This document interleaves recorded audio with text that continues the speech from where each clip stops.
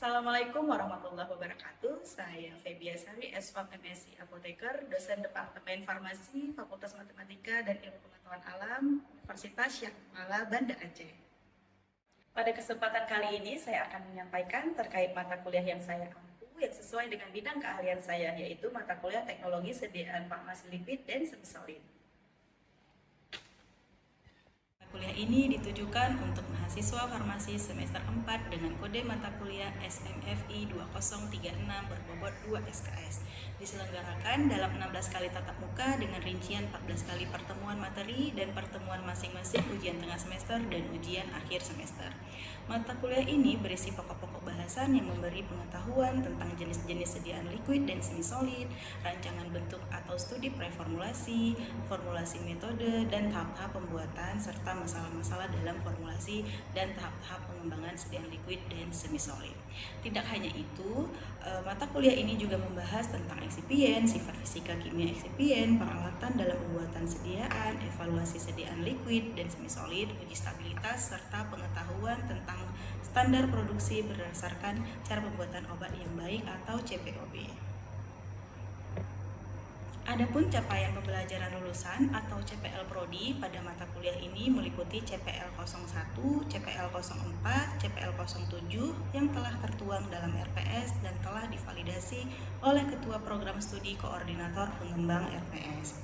Lalu capaian pembelajaran mata kuliah ini diharapkan antara lain CPMK 1, yaitu mahasiswa mampu bersikap jujur, disiplin, dan bertanggung jawab, serta bekerja sama dalam melakukan pembelajaran dan penyelesaian permasalahan dalam pekerjaan.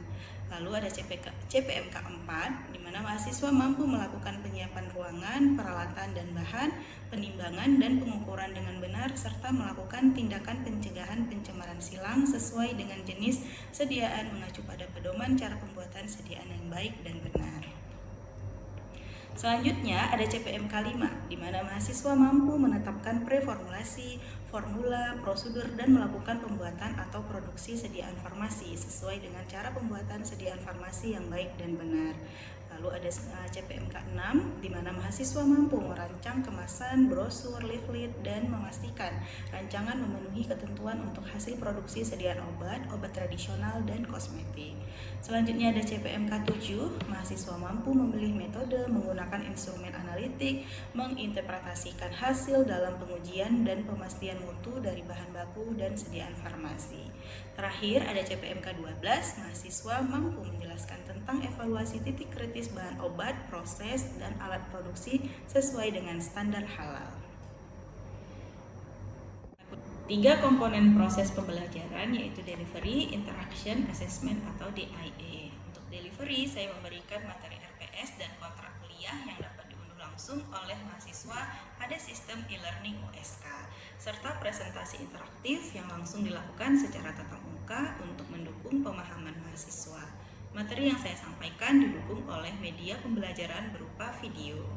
Untuk interaction pada mata kuliah ini melibatkan komunikasi 2 arah antara dosen dan mahasiswa berupa diskusi, tanya jawab, kolaborasi, dan refleksi bersama.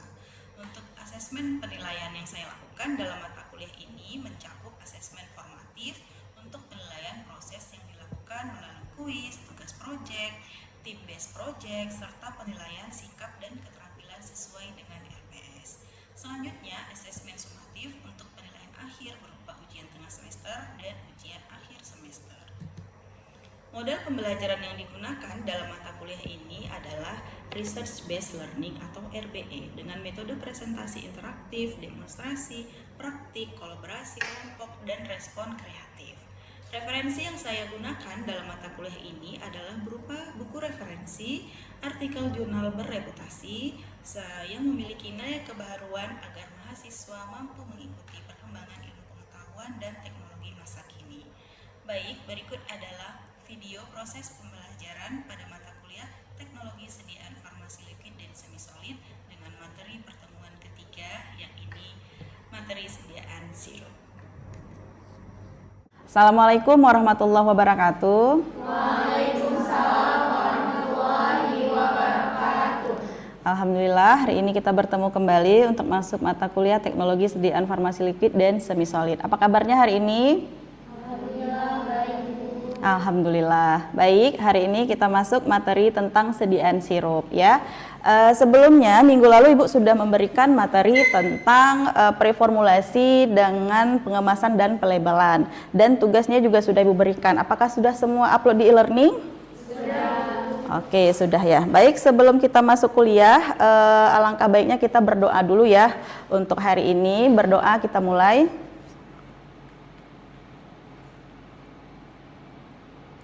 Berdoa selesai. Oke, baik. SIM kuliahnya apakah sudah terisi semua? Ada yang nggak hadir hari ini? Hadir semua ya. Oke, baik. Kita masuk ke sediaan sirup.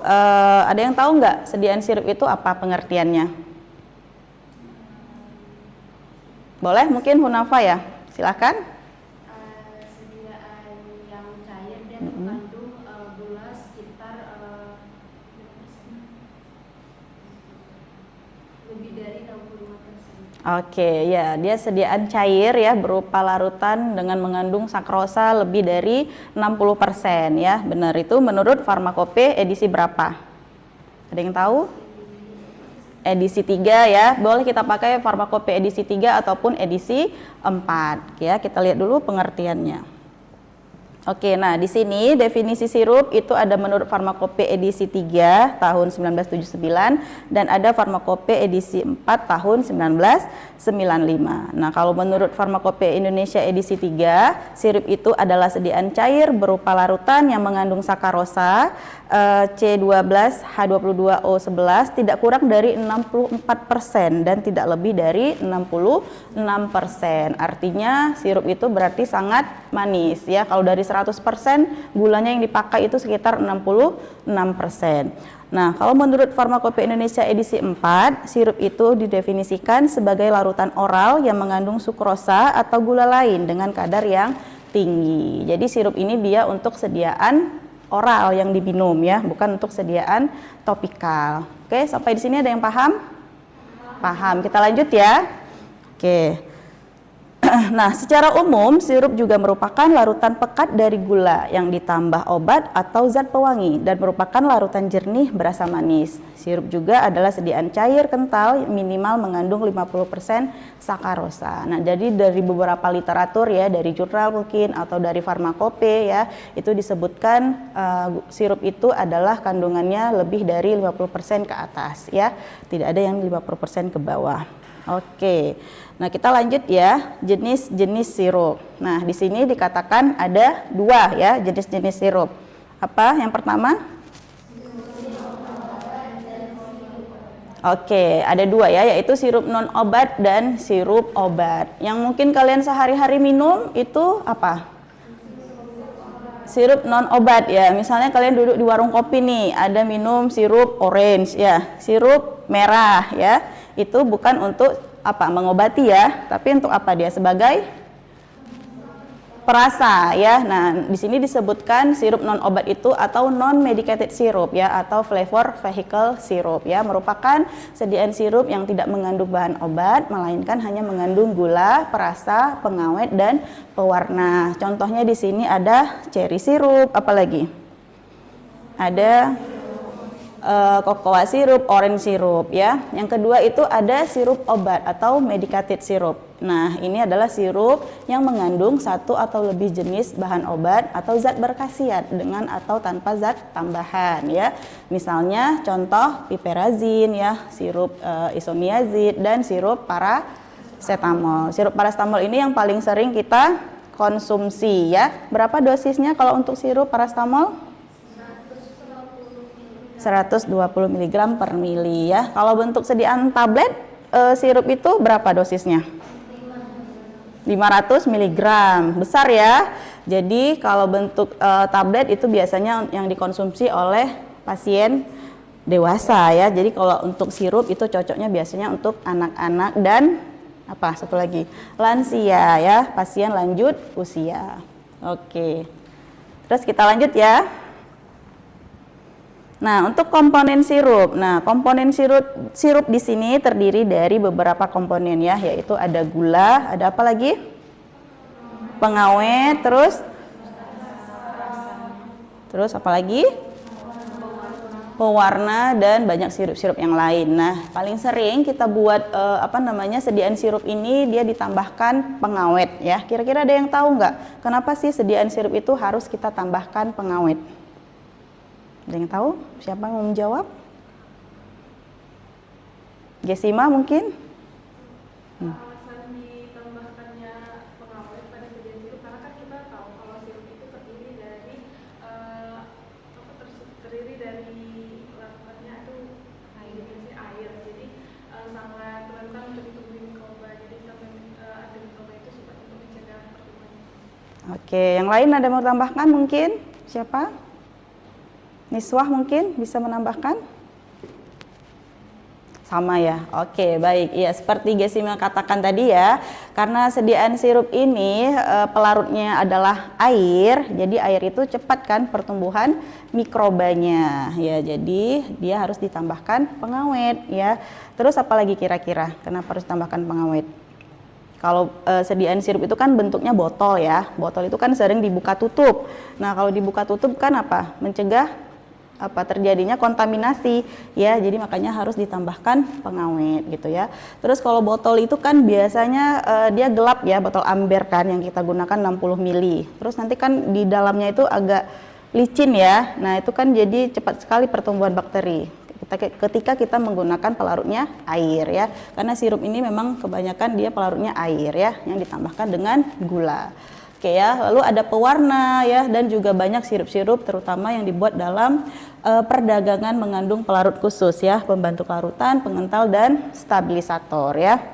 Nah, untuk sirup itu kan beberapa obat ada golongan ya. Golongan obat untuk sirup kira-kira yang cocok apa aja? Obat apa? Obat bebas. Terus obat apa lagi? Obat bebas terbatas. Terus apa lagi yang cocok kira-kira? Yang pertama tadi obat bebas ya. Oke, yang kedua obat bebas terbatas ya. Terus apa lagi yang cocok? Herbal. Herbal itu masuk kemana nanti dia? OHT ya. Oke, terus apa lagi? Kalau obat keras cocok nggak kira-kira? Cocok ya. Oke, obat keras boleh. Obat golongan narkotika psikotropika boleh. Dalam bentuk sediaan sirup boleh ya. Kira-kira apa contohnya, tahu nggak? Narkotika dan psikotropika. Golongan-golongan obat harus tahu juga ya. Jadi ketika kita membuat nanti di praktikum untuk sediaan sirup itu harus tahu zat aktifnya yang kita gunakan apa ya. Nah, terus selanjutnya kira-kira semua zat aktif itu cocok nggak ya dibuat dalam bentuk sediaan sirup? Enggak. Kenapa? Ada yang tahu? Kenapa kira-kira? Zat aktifnya tidak larut air. Benar, salah satunya. Terus yang lain? Sukar larut dalam air ya. Oke, terus yang lain ada kira-kira?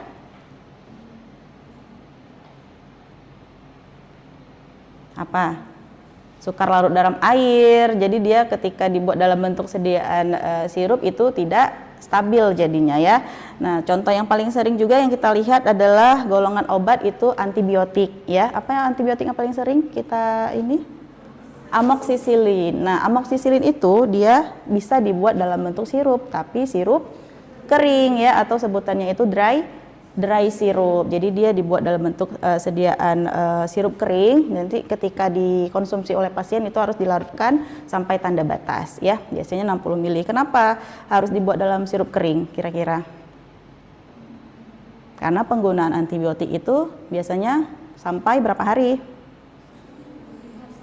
7 hari dan harus dihabiskan. Nah, kalau untuk paracetamol dengan zat aktif paracetamol itu biasanya dia apa? Jika perlu saja ya, Signa Pororenata ya, jika demam diminum. Jadi kalau sudah tidak demam lagi tidak perlu diminum. Oke ya, paham sampai di sini? Kita lanjut ya. Oke, untuk bahan tambahan sirup. Nah, ini tadi ya kita lanjut itu pengawet. Nah, pengawet yang kita gunakan di sini ada 2 ya, yang ada anti jamur dan ada sebagai anti mikroba. Nah, untuk anti jamur itu biasa digunakan preparat cair dan preparat setengah padat. Berarti ada yang untuk liquid, ada yang untuk semi solid. Nah, untuk yang anti jamur itu biasa yang paling sering kita gunakan ada asam benzoat, butil paraben, etil paraben, propil paraben, natrium benzoat dan natrium propionat. Kalau untuk pengawet antimikroba itu biasa digunakan juga untuk preparat cair dan preparat setengah padat ya, yaitu untuk mencegah pertumbuhan mikroorganisme. Contohnya adalah benzalkonium klorida ya, benzotanum, lalu ada nitrat ya dan timerosol. Ada yang pernah dipakai di sini waktu saat praktikum pengawetnya? Ada ya, yang paling sering kita gunakan itu pengawet anti jamur ya, golongan apa? Metil paraben dan propil paraben atau nama lainnya nipagin dan nipasol. Oke, selanjutnya kita masuk ke gunaan sirup. Nah, jadi setiap kita membuat sediaan, salah satunya itu sirup, pasti ada kegunaannya. Salah satunya dia bisa sebagai obat ya. Contohnya itu ada klorfeniramin maleat sirup atau singkatannya apa? CTM, ya benar. Yang kedua bisa juga sebagai Corigensia saporis ya. Contohnya ada Sirupus simplex. Ini juga sering kita gunakan ya. Lalu yang ketiga itu ada sebagai Corigensia odoris. Contohnya ada Sirupus auranti. Yang keempat ada sebagai Corigensia caloris, yaitu contohnya Sirupus reodos, Sirupus rubiidae. Yang kelima ada pengawet sediaan dengan bahan pembawa sirup karena konsentrasi gula yang tinggi. Ini salah satu kegunaan sirup. Nah, selanjutnya apalagi kira-kira setelah kegunaan, kelebihan dan kekurangan ya. Nah, setiap sediaan itu pasti ada kelebihan dan kekurangan. Kekurangan sirup salah satunya apa? Nah, kalau kita lihat di sini setiap sirup itu yang isinya zat tunggal ya. Biasanya itu ada umumnya campuran ya atau kombinasi beberapa zat berkhasiat yang kadang-kadang sebetulnya tidak dibutuhkan oleh pasien. Jarang yang tunggal ya. Yang paling sering itu kan si asetaminofen ya, yang tunggal ya. Kalau yang kombinasi misalnya sirup apa? Ada dextro, ada CTM, ada apa lagi? Kafein ya, untuk obat-obat batuk yang bentuk sediaannya sirup itu pasti ada kombinasi, jarang dia tunggal ya. Nah, lalu stabilitasnya itu lebih rendah, tergantung formulasi dan suspending agent yang digunakan. Terus yang ketiga itu tidak bisa untuk sediaan yang sukar larut dalam air ya, biasanya dibuat dalam bentuk suspensi atau eliksir kalau memang tadi tidak sukar larut dalam air ya, sukar larut dalam air maksudnya. Nah, ini juga kurang disukai oleh dokter anak ya karena mengandung alkohol kalau dalam bentuk sediaan eliksir ya. Beda eliksir sama sirup, kalau eliksir dia ada mengandung alkohol ya. Oke, lanjut sampai di sini paham? Kita lanjut ya. Oke, untuk kekurangan selanjutnya, nah ini dia tidak bisa untuk bahan obat yang apa? Yang berbentuk minyak ya atau oil. Biasanya kalau udah ada kandungan minyak itu harus dibuat dalam bentuk emulsi, yang mana stabilitas emulsi juga biasanya lebih rendah. Nah, lalu kekurangan selanjutnya itu tidak semua obat bentuk sediaan sirup ada di pasaran ya. Terus tidak sesuai untuk bahan obat yang tidak stabil. Lalu juga harganya relatif mahal dan memerlukan kemasan yang khusus. Mahal nggak kira-kira bentuk sediaan sirup? Mahal ya. Lalu volume dan bentuk larutannya juga lebih besar ya. Terus ada obat yang sukar ditutupi rasa dan baunya dalam sirup ya. Kalau golongan antibiotik itu kan agak sedikit bau ya. Jadi makanya dia dibuat dalam bentuk dry syrup. Tidak juga disukai nanti sama anak-anak karena kan targetnya untuk pembuatan sirup ini pasiennya adalah anak-anak ya. Oke, selanjutnya kita lihat kelebihan sediaan sirup. Tadi kekurangan ya, sekarang kelebihan sediaan sirup. Yang pertama dia merupakan campuran yang homogen. Kalau buat sediaan sirup homogen nggak dia? Homogen. Terus apa lagi ciri-cirinya? Jernih ya, nggak boleh apa?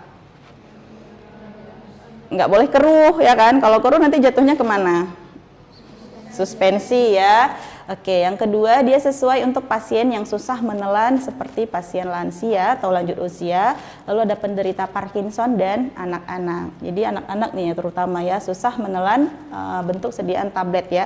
Jadi, oke, lalu dosis dapat diubah-ubah dalam pembuatan ya. Dosis yang besar bisa kita buat dalam dosis yang kecil ya seperti tadi parastamol ya. Nah, lalu ada obatnya lebih mudah diabsorpsi, lebih mudah tablet atau sirup kalau diabsorpsi? Sirup ya. Oke. Yang terakhir itu membantu pasien yang mendapat kesulitan dalam menelan obat tablet ya.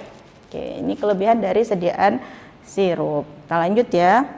Nah, untuk pembuatan sirup. Nah, ini nanti kalian kan masuk praktikum teknologi sediaan liquid dan semi solid ya untuk sediaan sirup. Jadi ini ada beberapa pembuatan sirup di mana bahan baku yang digunakan dalam proses pembuatan sediaan sirup itu harus sesuai dengan spesifikasi yang telah ditentukan. Spesifikasi tersebut harus bisa menjamin ciri-ciri, kemurnian ya, homogenitas dan bebas dari kontaminasi mikroba yang berlebihan. Selain bahan aktif, air juga merupakan faktor yang sangat kritis dalam proses pembuatan sediaan sirup karena merupakan komponen terbesar ya atau larutan yang dipakai untuk pembuatan sediaan sirup. Oke ya. Nah, ini menurut Pharmacope edisi 3. Nah, kita pakai edisi 3 dulu ya untuk pembuatan sediaan sirup. Nah, menurut Pharmacope edisi 3 itu pembuatan sediaan sirup buat cairan untuk sirup, lalu dipanaskan, tambahkan gula, jika perlu dididihkan hingga larut. Sebenarnya kalau tidak dididihkan, gula itu larut ya dalam air ya. Lalu tambahkan air mendidih secukupnya hingga diperoleh bobot yang dikehendaki. Buang busa yang terjadi lalu diserkai. Nah, kedua, pada pembuatan sirup dari Simplicia yang mengandung glukosida antraquinone itu bisa ditambahkan natrium karbonat sejumlah 10% bobot Simplicia. Kecuali menyatakan lain, pada pembuatan sirup Simplicia untuk persediaan ditambahkan metil paraben atau pengawet ya 0,25% bobot per volume ya atau pengawet lain yang cocok. Oke ya, ini menurut Pharmacope edisi 3. Oke, nah untuk metode pembuatannya. Nah, proses pembuatan sediaan sirup itu ada beberapa metode yang digunakan. Yang paling sering yang mana kira-kira? Metode pelarutan ya dengan pemanasan ya. Beberapa metodenya yang tadi metode pelarutan dengan pemanasan, lalu ada metode pengadukan tanpa pemanasan, metode penambahan bahan aktif ke dalam sirup sederhana, misalnya sirup simplex atau flavoring sirup ya. Lalu juga ada metode perkolasi. Ini jarang kita gunakan ya, yaitu metode pembuatan sediaan sirup menggunakan pemanasan yang merupakan metode yang paling umum digunakan ya. Metode ini sangat cocok digunakan untuk bahan-bahan yang tidak rusak akibat pemanasan serta merupakan proses pembuatan sirup secara cepat ya. Nah, kira-kira untuk evaluasi sediaan sirup apa-apa aja? Organoleptis, pH, volume terpindahkan, terus kejernihan, bobot jenis, viskositas. Viskositas itu yang untuk kekentalannya ya. Mana lebih kental sirup, emulsi atau suspensi? Emosi ya, tapi karena dia sediaan cair itu wajib juga kita uji untuk viskositas ya. Kira-kira apa ya fungsi untuk kita menentukan evaluasi viskositas? Kekentalan. Berhubungan dengan pada saat menuangkan sirupnya gitu ya. Jangan terlalu encer juga ya. Nanti kalau terlalu encer apa?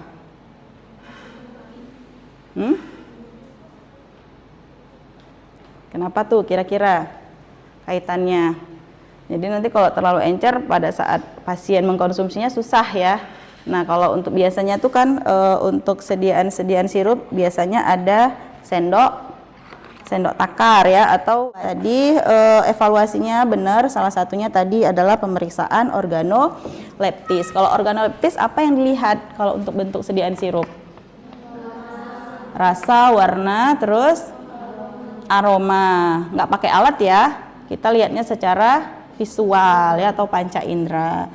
Oke. Nah, untuk pemeriksaan organoleptis ini ada pemeriksaan meliputi perubahan warna dan bau ya. Yang kedua ada pengukuran pH ya. Pengukuran pH dilakukan dengan menggunakan alat pH meter ya. Oke, terus yang ketiga ada pengukuran viskositas. Nah, ini pengukuran yang diperlukan untuk menggerakkan secara berkesinambungan suatu permukaan datar melewati permukaan datar lainnya dalam kondisi mapan tertentu bila ruang di antara permukaan tersebut diisi dengan cairan yang akan ditentukan kekentalannya.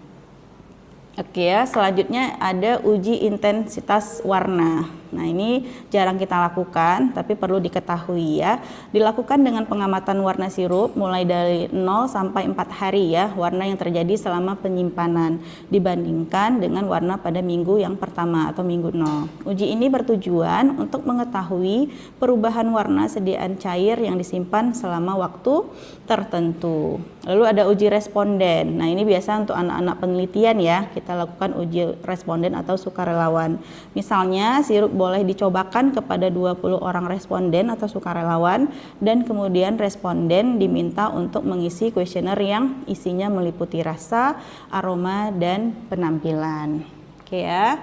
Nah, ini berikut contoh-contoh sediaan sirup yang beredar di pasaran ya. Kalau kita lihat langsung di sini ada tulisannya sirup ya, harus tertera sirup. Nah, untuk golongan obat itu biasanya dia berbeda. Ada golongan, kalau biru golongan obat apa? Bebas terbatas ya. Kalau ini hijau obat bebas ya. Nah, di sini ada Activate ya. Golongannya obat apa nih? Bebas terbatas ya. Lalu ada Coke and bronchial sirup ya, obat batuk. Lalu ada sirup apa nih? Amoxicillin ya, dan bisolfon ya. Rata-rata itu tertulis sirup ya. Apalagi kalau untuk emulsi dan suspensi. Jadi jangan salah sebut lagi ya. Kita selalu bilangnya, padahal kita mau beli suspensi atau emulsi nih, beli sirup Kak misalnya, atau beli suspensi. Jarang ya, pasti bilangnya semuanya sirup gitu ya. Nggak ada bilang bentuk sediaannya suspensi atau emulsi. Oke ya, sampai di sini paham? Ada yang ingin ditanyakan? Cukup paham semua? Paham ya. Nah, selanjutnya setelah materi ini selesai, nanti kita lanjutkan lagi di praktikumnya ya. Tadi kan sudah saya berikan materi terkait cara pembuatannya, terus zat aktif yang cocok untuk dibuat dalam sediaan sirup itu apa-apa saja ya. Oke, baik, terima kasih. Sekian pemaparan Ibu. Sampai di sini ada yang ingin bertanya? Baik Bu, saya ingin bertanya, apa saja parameter yang menjadi penentu bahwa suatu sediaan sirup itu tidak layak lagi untuk digunakan? Oke, baik, terima kasih Niswa atas pertanyaannya. Langsung Ibu jawab saja ya. Suatu sirup tidak layak lagi digunakan jika mengalami perubahan organoleptis ya, seperti warna, bau, rasa, dan kejernihan. Nah, perubahan pH, terbentuk endapan atau kristal, perubahan viskositas juga mempengaruhi ya, serta ada penurunan kadar bahan aktif atau terjadinya kontaminasi mikroba ya, telah melewati masa simpan atau kadaluarsa, atau kemasannya itu rusak ya. Jika salah satu parameter tersebut tidak memenuhi persyaratan, sirup sebaiknya tidak usah digunakan. Bagaimana Niswa, apa bisa diterima jawabannya? Baik, terima kasih atas pertanyaannya. Yang lain ada yang ingin ditanyakan? Mungkin izin bertanya Bu, tadi Ibu ada menjelaskan terkait beberapa evaluasi yang perlu dilakukan untuk sediaan sirup. Nah, salah satunya kan tadi ada uji pH. Kira-kira kenapa uji pH itu penting dilakukan untuk sediaan toros seperti sirup ya Bu? Oke, baik, terima kasih. Uji pH penting pada sediaan oral seperti sediaan sirup karena pH mempengaruhi stabilitas bahan aktif, efektivitas pengawet, rasa, dan keamanan sediaan. pH yang tidak sesuai dapat menyebabkan bahan aktif lebih cepat terdegradasi, mengurangi efektivitas pengawet sehingga meningkatkan resiko pertumbuhan mikroba, serta mempengaruhi kenyamanan saat dikonsumsi. Oleh karena itu, pH harus berada dalam rentang yang telah ditetapkan agar mutu, keamanan, dan efektivitas sirup tetap terjaga.